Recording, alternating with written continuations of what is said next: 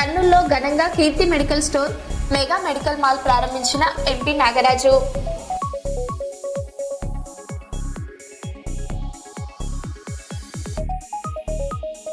మంగళగిరిలో అభివృద్ధి పనులకు శంకుస్థాపన చేసిన మంత్రి లోకేష్.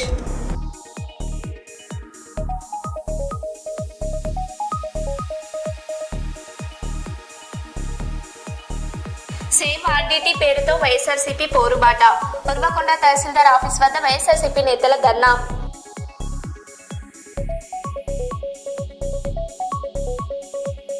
ములుగు జిల్లా వెంకటాపూర్ మండలంలో జిల్లా కలెక్టర్ దివాకర టీఎస్ పర్యటన.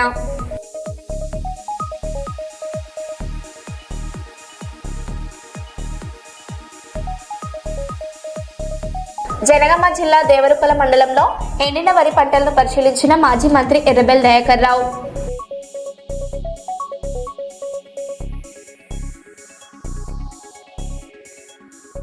ఇక వివరాల్లోకి వెళ్తే, చిన్న కోడూరు మండల పరిధి గోనపల్లి గ్రామంలోని ప్రజాపాలన ప్రగతి ప్రణాళికలో భాగంగా పారిశుద్ధ్యం, తడి, పొడి చెత్తను వేరుపరచడం. గోనపల్లి ఊరిలో అన్ని వార్డుల్లో శానిటైజేషన్ చేయడం జరిగిందని సర్పంచ్ మధుసూదన్ రెడ్డి తెలిపారు. పాఠశాలలో విద్యార్థులకు పారిశుద్ధ్యంపై అవగాహన కల్పించడం జరిగిందన్నారు. ఈ సందర్భంగా సర్పంచ్లు మధుసూదన్ రెడ్డి మాట్లాడుతూ, ప్రభుత్వం 99 రోజుల ప్రణాళికలో భాగంగా రోజు ఒక ప్రణాళిక కార్యక్రమాలను ముందుకు తీసుకుపోవడం జరుగుతుందని కోరారు. మా బాడీ సభ్యుల ద్వారా తర్వాత గ్రామ సిబ్బందికి తర్వాత గ్రామ ప్రజలను అందరినీ కూడా పెట్టుకొని ఒక మీటింగ్ ఏర్పాటు చేసుకొని వాళ్ళందరికీ వాటి గురించి చెప్పడం జరిగింది. అదేవిధంగా మొదటి రోజు అంగన్వాడీ కేంద్రాలను, తర్వాత మార్కెట్ ఏరియాను శుభ్రం చేసుకోవడం జరిగింది. తర్వాత ఈ తడి చెత్త, పొడి చెత్త ఏర్పాటు చేసుకోవడం కూడా జరిగింది. దాని మెయింటెనెన్స్ గురించి ప్రజలకు అవగాహన కల్పిస్తూ వాటితో పాటు మేము కూడా ఆ తడి చెత్త, పొడి చెత్తను ఏర్పాటు చేసి వారికి అందించడం జరిగింది. ఇది ట్రాక్టర్ చెత్త బండికి. ఇంకోటి ఏంటంటే పార్క్ మెయింటెనెన్స్, తర్వాత వాటిని ఎట్లా మనం డెవలప్ చేసుకోవాలనే దాని గురించి కూడా చర్చించి దానిలో ఉన్నటువంటి చెత్త చెదాలను అంతా తీసేసి పార్క్ను కూడా క్లీన్ చేయడం జరిగింది. గ్రామంలోని డ్రైనేజీలను మురికాలను వాటికి మనం రోడ్లు, డ్రైనేజీలు క్లీన్ చేసుకోవడం జరిగింది. ట్యాంకులను కూడా క్లీన్ చేసుకోవడం కూడా జరిగింది. ఇంకా రేపు జరిగేటువంటి కార్యక్రమాలు అందరికీ ముందుండి మేము సక్రమంగా మంచి పనులు చేస్తామని చెప్పేసి, ఇంకా రాబోయే రోజుల్లో ఒక మంచి పేరు గ్రామ పంచాయతీకి ఉన్నత స్థాయిలో పేరు తీసుకొద్దామని చెప్పేసి నేను అనుకుంటున్నాను. దానికి మా గ్రామ పంచాయతీ బాడీ కానీ, తర్వాత మాకున్నటువంటి సెక్రటరీ కానీ, గ్రామ ప్రజలు కానీ అందరూ మంచిగా సహకరిస్తున్నారు. వాళ్ళందరికీ మా యొక్క ధన్యవాదాలు.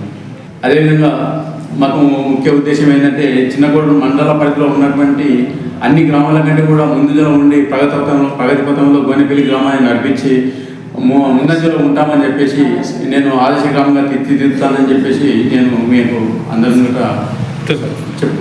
చెప్తా ఉన్నాను. అంగరంగ వైభవంగా ప్రారంభమై కాద్రి శ్రీ లక్ష్మీ నరసింహస్వామి వారి బ్రహ్మ రథోత్సవం.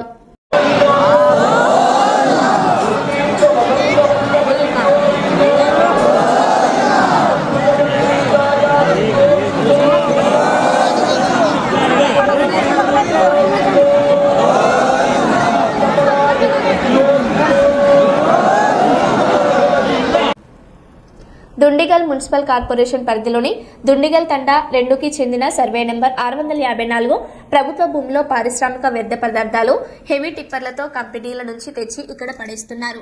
ఎవరు అడుగుతారులే అనుకుంటూ దర్జాగా డంప్ యార్డ్లో నిల్వ ఉంచుతున్నారు. ఈ మధ్య కాలంలోనే ఇలా చాలా జరిగాయి. అయినా కానీ వ్యర్థ పదార్థాలను నిల్వ ఉంచుతున్నారు. వీటిపై ప్రభుత్వ అధికారులు, పొల్యూషన్ కంట్రోల్ బోర్డు అధికారులు తక్షణమే చర్యలు తీసుకుని ఇక్కడ ఎవరైతే నిల్వ ఉంచుతున్నారో వారిపై కఠిన చర్యలు తీసుకోవాలని స్థానిక ప్రజలు కోరుకుంటున్నారు.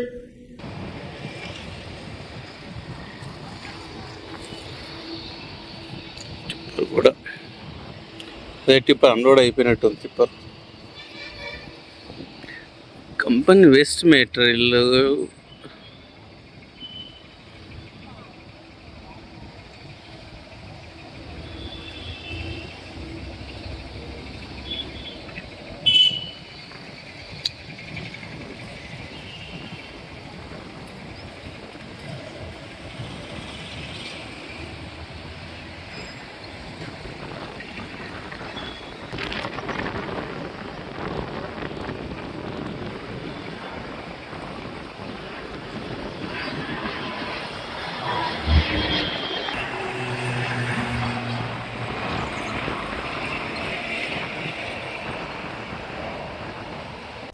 కల్కి భగవాన్ 77వ జన్మదిన వేడుకలో కర్నూలులోని పంచలింగాల వద్ద ఉన్న కల్కి దేవాలయంలో ఘనంగా నిర్వహించారు. కల్కి భగవాన్ పుట్టినరోజును బాంధవ్యాల దినోత్సవంగా జరుపుకున్నామని భక్తులు తెలిపారు. 108 జంటలతో పాదాభిషేకం, అన్నదానం, మొక్కలు నాటడం చేశామని శ్రీ పరంజ్యోతి కల్కి సేవా సమితి అధ్యక్షుడు మురళి తెలిపారు. ఈ కార్యక్రమంలో శమంతకమణి మురళి, మల్లికార్జున, వెంగన్న చౌదరి, అనితాజీ, రమేష్, నగేష్ తదితరులు పాల్గొన్నారు.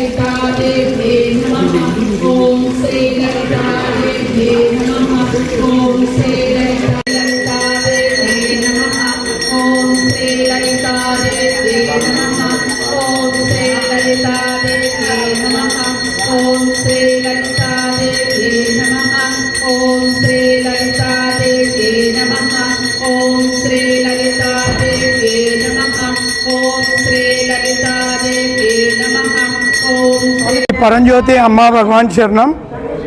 ఈరోజు ఎంతో మహా గొప్ప దినం.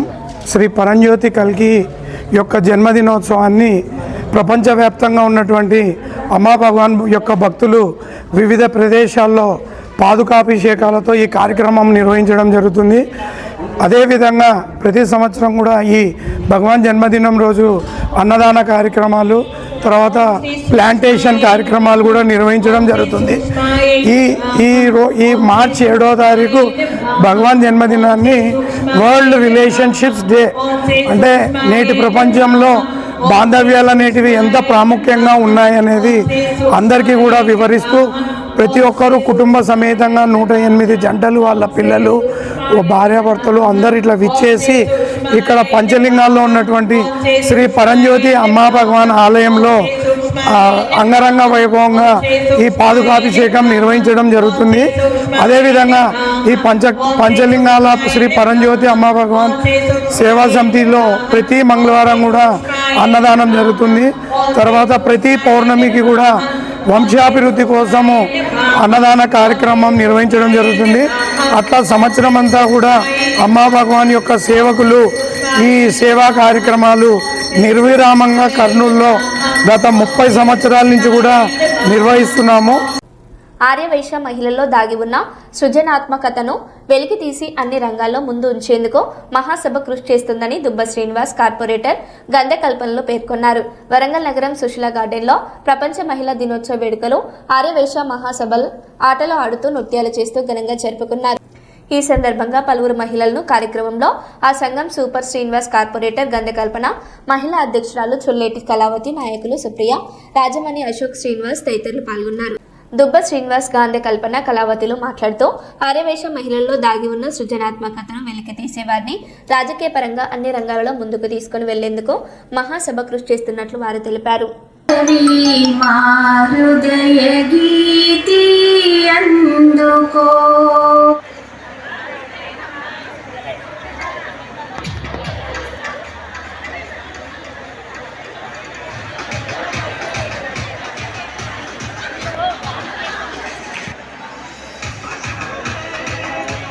అడుగుల పైన మధ్యలో అన్నీ ఉంటాయి కనుక వేసేసి అల్లేసేది ఆశయ మాత మొక్కి మంచి మొక్కి తీ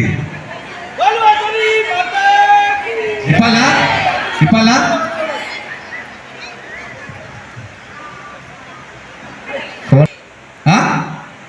ఏం పేరు అని కళ్యాణం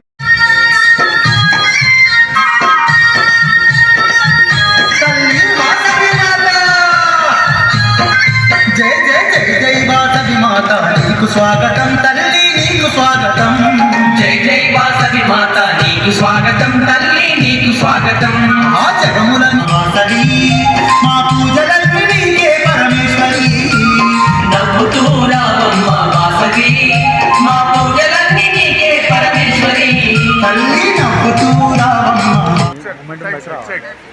ఇద్దరు ఒకసారి చెప్పండి.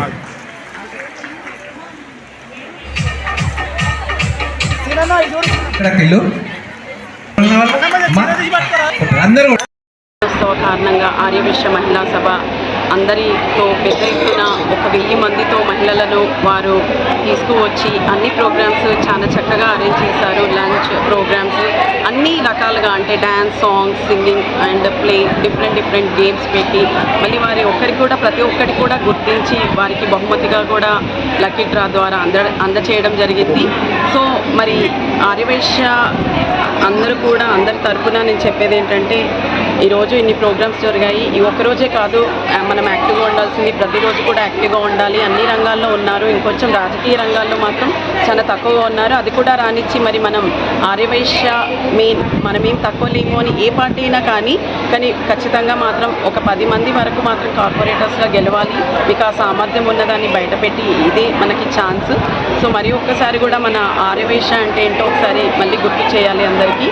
సో నన్ను ఈరోజు గెస్ట్గా పిలిచిన ప్రతి ఒక్కరికి కూడా ధన్యవాదాలు. అలాగే ప్రతి ఒక్క మహిళలకు కూడా నేను అంతర్జాతీయ మహిళా దినోత్సవ శుభాకాంక్షలు తెలుపుకుంటున్నాను.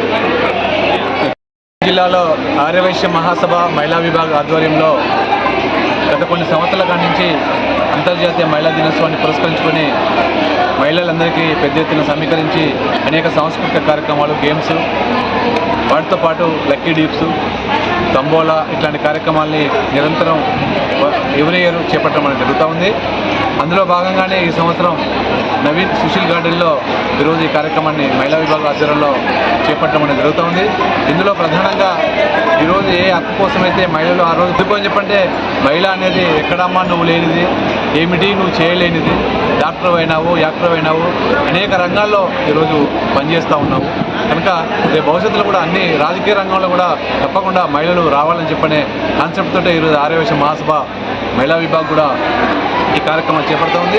ఈరోజు స్పెషల్గా డాక్టర్స్ను, వాటితో పాటు లాయర్స్ను, వాటితో పాటు ఎంప్లాయీస్ను వీళ్ళందరితో పాటు సామాజిక దృక్పథంతో పనిచేసిన ప్రతి మహిళను కూడా సన్మాన కార్యక్రమం చేపట్టాలని చెప్పని ఇక్కడ చేపట్టడం జరుగుతుంది. దాంతోపాటు ఆర్యవైశ్య ప్రజాపతిగా గెలిచిన వాళ్ళందరూ కూడా మహబూబాద్ నుంచి కానీ, తొర్రూరు నుంచి కానీ, నర్సంపేట నుంచి కానీ గెలిచిన ప్రజాపతిని కూడా ఈరోజు సన్మాన కార్యక్రమం చేపట్టడం జరిగింది. రేపు రాబో కాలంలో ఆర్యవైశ్య ఐక్యత పెంపొందించుకోవడం కోసం ఈరోజు ఇట్లాంటి కార్యక్రమాలు మహాసభ చేపడతా ఉంది. ఈ యొక్క మహిళా విభాగమే కాదు, కార్యక్రమాలే కాదు, అంతర్జాతీయ మహిళా విభాగం సందర్భంగానే కాకుండా అనేక సేవా కార్యక్రమాలు ఇప్పటికీ ఆర్యవైశ్య మహాసభ మహిళా విభాగం అన్ని విభాగాలు కలిసి కూడా చేపట్టడం జరుగుతుంది. రేపు రాబో కాలంలో ఆర్యవైశ్య మహాసభ కానీ అన్ని విభాగాలు కానీ చేపట్టే కార్యక్రమాల్లో కూడా ఈ వరంగల్లో ఉండబడే ఆర్యవైశ్యం అంతా కూడా సహాయ శాఖలు అందించి ముందీసుకోవాలని చెప్పని కూడా విజ్ఞప్తి చేస్తూ ఈరోజు ఆర్యవైశ్య మహిళా విభాగాల్లో చేపట్టిన మహిళా విభాగ కార్యక్రమానికి వచ్చేసిన మహిళా సోదరులందరూ అందరికీ శుభాకాంక్షలు తెలియజేస్తాను. కర్నూలు ఎంపీ బస్తిపాటి నాగరాజు చిన్నాన్న కుటుంబం ప్రయాణిస్తున్న కార్కు రోడ్డు ప్రమాదం చోటు చేసుకుంది. తెలంగాణ రాష్ట్రం ఉండవెల్లి మండలంలోని కంచిపాడు జమ్ములమ్మ ఆలయానికి కారులో వెళ్తుండగా ఉండవెల్లి వద్ద అడ్డుకు వచ్చిన బైక్ను తప్పించబోయి చెట్టును ఢీకొట్టింది. ఈ ప్రమాదంలో తీవ్రంగా గాయపడిన ఎంపీ చిన్నమ్మ మనమ్మ ఆసుపత్రిలో చికిత్స పొందుతూ మృతి చెందగా చిన్నాన్న మద్దిలేటి చిన్నాన్న కుమారుడు నాగరాజుకు స్వల్ప గాయాలయ్యాయి. పార్లమెంట్ బడ్జెట్ సమావేశాలలో భాగంగా ఢిల్లీలో ఉన్న ఎంపీ నాగరాజు రోడ్డు ప్రమాదంలో చిన్నమ్మ మృతి చెందడంపై తీవ్ర దిగ్భ్రాంతికి గురయ్యారు. హుటాహుటిన ఢిల్లీ నుంచి కర్నూలుకు బయలుదేరారు. ఏం పేరు నీ పేరు? మద్దిలేటి. యా ఊరు? పంచలింగాలు. సీట్ ఎక్కడిది?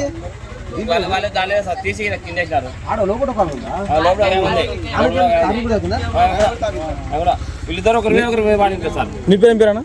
నాగరాజు. మీది ఎవరు? అవ్వ పేరు? మన్యమ్మ. బాబు వచ్చింది సార్ ఆ కార్లోకి.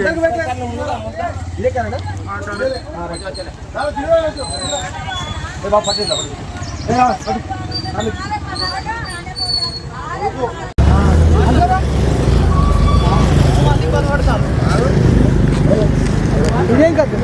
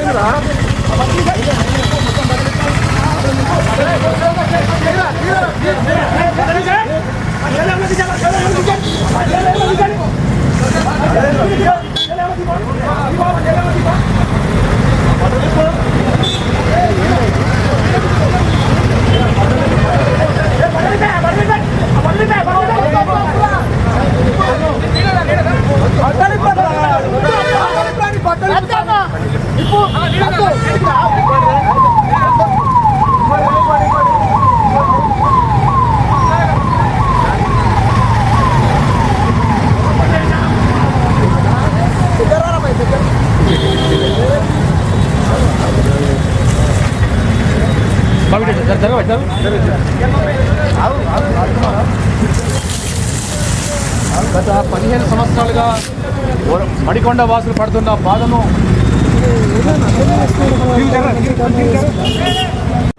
వరంగల్ నగర పరిధిలోని మడికొండలో తీవ్ర ఉద్రిక్తత నెలకొంది. చెత్త డంపింగ్ యార్డ్ను తొలగించాలని స్థానికులు చేపట్టిన రిలే నిరాహార దీక్షల సమయంలో ఉద్రిక్త పరిస్థితి ఏర్పడింది. దీక్ష శిబిరం వద్దకు వచ్చిన ఒక యువకుడు తన ఒంటిపై డీజిల్ పోసుకొని ఆత్మహత్యకు యత్నించడంతో అక్కడి పరిస్థితి ఒక్కసారిగా ఉద్రిక్తంగా మారింది. అప్రమత్తమైన స్థానికులు వెంటనే యువకుడిపై నీళ్లు పోసి అడ్డుకోవడంతో పెద్ద ప్రమాదం తప్పింది.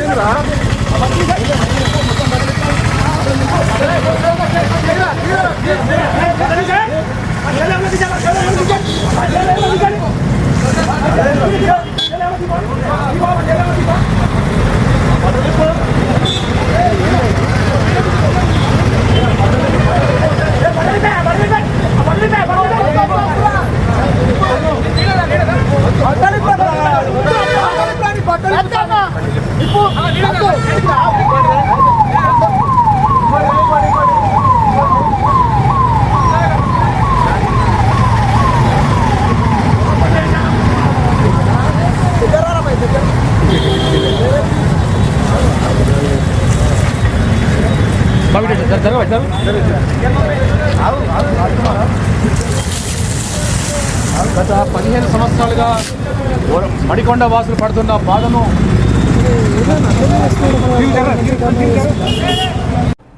కర్నూలు నగరంలోని ఉస్మానియా కళాశాల దగ్గర ఉన్న మైనార్టీ షాదీఖానాలో ముస్లిం మహిళలకు మంత్రి టీజీ భరత్, వాక్ బోర్డు చైర్మన్ ఇబ్రహీం మహమ్మద్ ఖాన్ తదితరులు కలిసి కుట్టు మిషన్లు పంపిణీ చేశారు.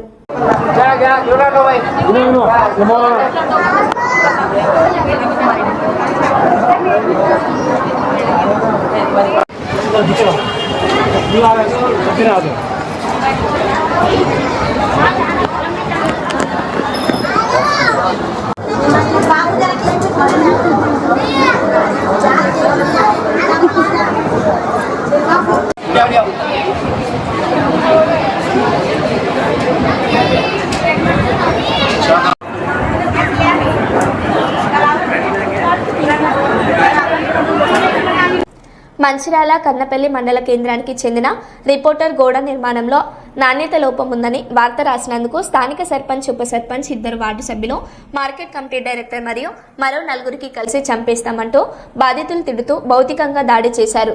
వారిపై చర్యలు తీసుకోవాలని ఎంఆర్ఓ, ఎంపీడీఓకి స్థానిక ప్రెస్ క్లబ్ ఆధ్వర్యంలో వినతి పత్రం అందించారు.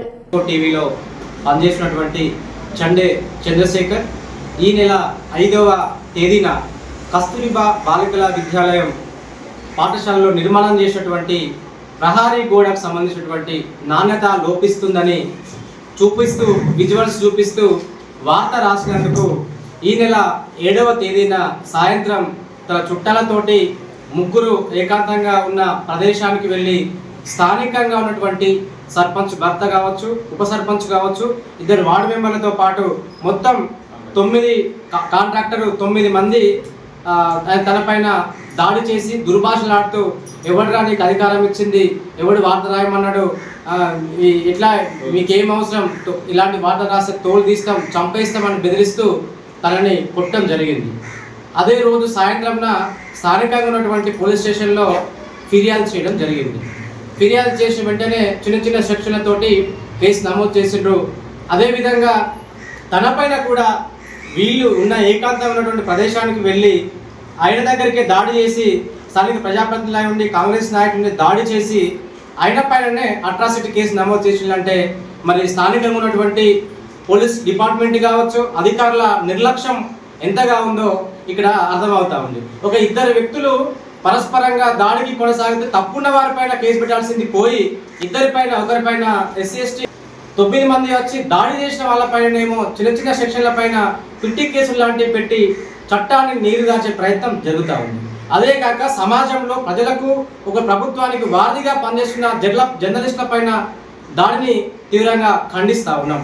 ఇదే కాక స్థానికంగా ఉన్నటువంటి KGBV హాస్టల్లో నిర్మాణం చేస్తున్న మరి కాంపౌండ్ వాళ్ళకి అక్రమంగా ఇసుక తరలింపు చేస్తూ ఉన్నారు. మరి దీనిపైన స్థానికంగా ఉన్నటువంటి SI కావచ్చు, MRO, MPDOలు ఎందుకు పట్టించుకోవట్లో అర్థం కావట్లేదు. స్థానికంగా ఉన్నటువంటి అందరూ కుమ్మక్కాయి అక్రమంగా ఇసుకని కూడా చేస్తూ ఉన్నారు. అదేవిధంగా ఇప్పుడు అంత ఇష్యూ కావడానికి గల కారణం ముఖ్యంగా అధికారులు. అక్కడ ఒక 10 లక్షలతోని స్పెషల్గా ఫండ్ తోటి కలెక్టర్ పనిచేయమని చెప్పేసి వర్క్ అసైన్ చేసిన దానిపైన పర్యవేక్షణ లేకపోవడం వలన ఒక స్థానికున్నటువంటి సిటిజన్ దాన్ని ప్రశ్నించినందుకు వార్త కాగా 9 మందిపై కేసు నమోదై ఒకరిపైన SC/ST అట్రాసిటీ కేసు నమోదైందంటే దీంట్లో ప్రధానంగా అధికారుల పాత్ర ఉందని చెప్పి నిర్లక్ష్యం ఉందని చెప్పేసి నేను అంటా ఉన్నా. ఎందుకంటే ఒక వర్క్ జరుగుతున్నప్పుడు దానికి సంబంధించినటువంటి AE కావచ్చు, టెక్నికల్ సంబంధించిన టీమ్స్ ఎప్పటికప్పుడు పర్యవేక్షిస్తూ ఉంటే ఈరోజు తన వార్త రాయకపో, వార్త రాసిందే కాక ఎవడరా మిమ్మల్ని వార్త రాయమన్నది అని చెప్పేసి తనను బెదిరించడం అని చెప్పేసి ఇది సమంజసమైన విషయం కాదు. అదే కాకుండా SC/ST కేసు ఎలాంటి ఆధారాలు నిరాధారం లేకుండా ఆల్రెడీ తనపైన దాడి చేసినటువంటి ఒక వీడియోని ఆల్రెడీ స్థానికంగా ఉన్నటువంటి SI కావచ్చు, CI కావచ్చు, MPDO కావచ్చు, MRO కావచ్చు ప్రొవైడ్ చేయడం జరిగింది.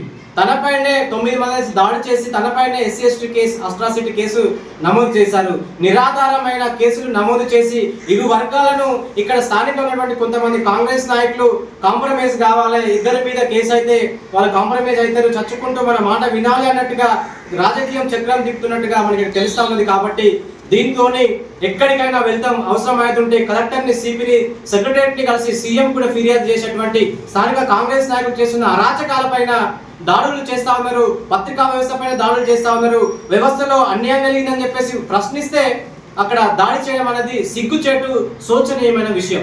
దీనిపైన ఇప్పటికి కూడా స్థానికంగా ఒక MLA కావచ్చు, ఒక MPDO కావచ్చు, ఒక MRO కావచ్చు, ఒక SI, ఒక CI ఈ అధికారులు ఎవరు కూడా స్పందించలేదు. అంటే సమాజంలో జరుగుతున్నటువంటి అక్రమాలను కూడా వీరంతా సమర్థిస్తున్నారా అనే విధంగా మరి కన్నెపల్లి మండల కేంద్రంలో రాజకీయ వ్యవహారం కొనసాగుతుందని చెప్పేసి ఈ సందర్భంగా నేను డిమాండ్ చేస్తా ఉన్నా.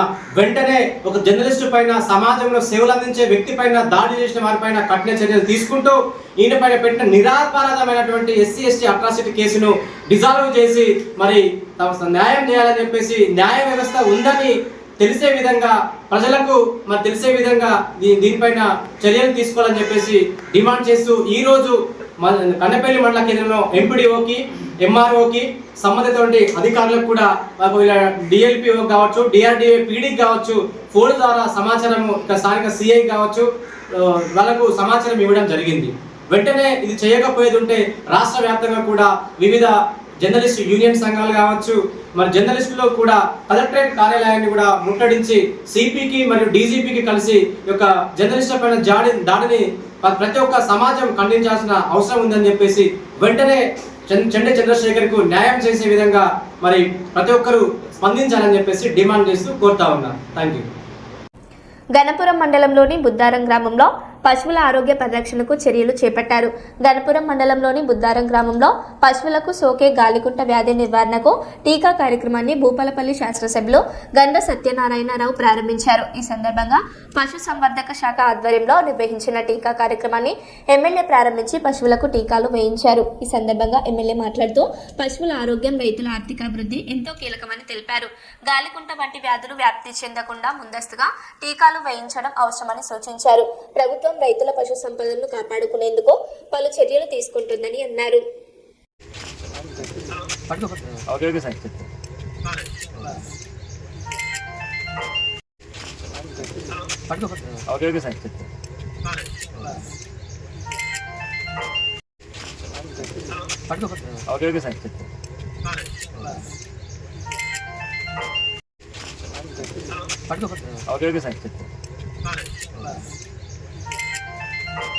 మరో బిల్టెన్లో మళ్ళీ కలుద్దాం. Stay tune.